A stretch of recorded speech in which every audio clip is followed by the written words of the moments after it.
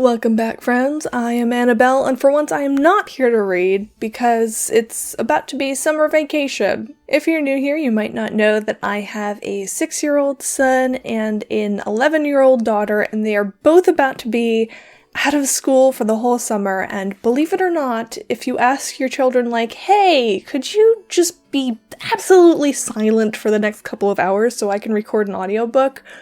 That doesn't quite go the way that you're expecting it to. Well, no, it probably goes exactly the way you're expecting it to, except you also get a call from Child Protective Services. After this video, next week there should be one more that's my usual kind of analysis research thing.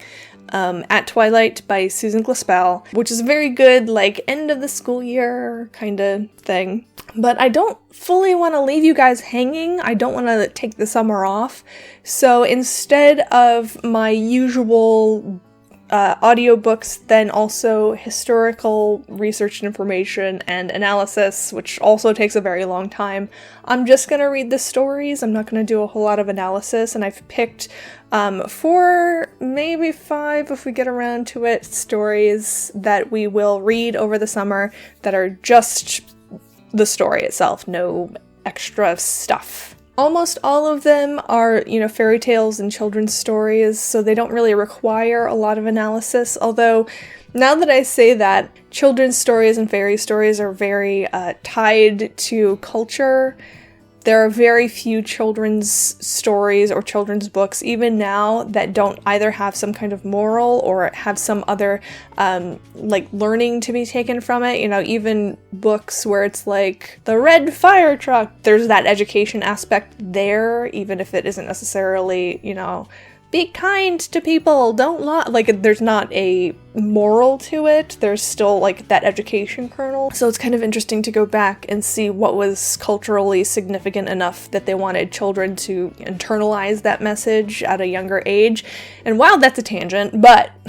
And then there's one more, I'm not sure, I'm looking at my calendar, I'm not sure I'm gonna be able to record it because the weather doesn't look very good, but we'll see if I get around to it.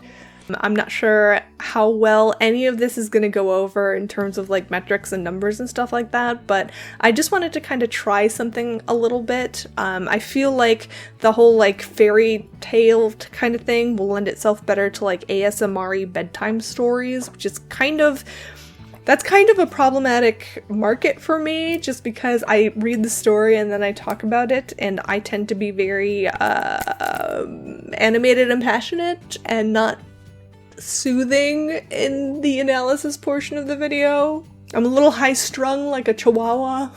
Then there's one more which is going to come at the very end of summer, Wind in the Rosebush by Mary E. Wilkins Freeman. And that one is going to take a while for me to do, not only in terms of, research and historical law, but also because I am planning on using that one as a kind of look behind the scenes, the tools that I use, the software that I use, my particular methods of, research and editing and all that kind of thing. So I hope that'll be interesting. We'll see. Because that's the thing with this particular variety of audiobook, is that if I edit it the same way as I edit the usual the audiobooks that I would do for Audible, where you can't see my face, those tend to be very choppy. It would look very strange because of how you can kind of piece things together and, oh, I'm listening back and that sounds weird, so I'm just going to re-record that one word. And so my process is very different, I think, to a lot of other video creators. I'm also planning on trying to get more shorts, not summertime shorts. I'm also planning on doing more with my Instagram, specifically because we are doing so much over the summer. I want to do more with stories and stuff like that, so you know what's going on with me, just kind of behind the scenes, what's next, all that kind of thing. And also that will be a very good place to work on doing YouTube shorts, which are essentially reels for Instagram. You can cross-post them very easily. I've found all these works, and I just haven't put that actual plan into motion and shot them and stuff for a variety of reasons.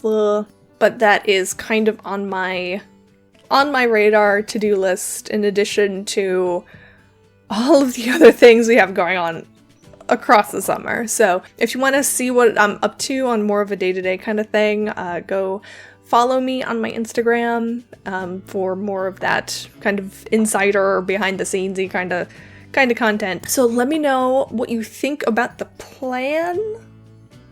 As always, don't feel shy about commenting. I will be there to comment back and talk to you and stuff like that. It's just, there's a lot going on, and it's very loud in my house. Like, that's the takeaway. There's a lot going on. It's going to be loud in my house.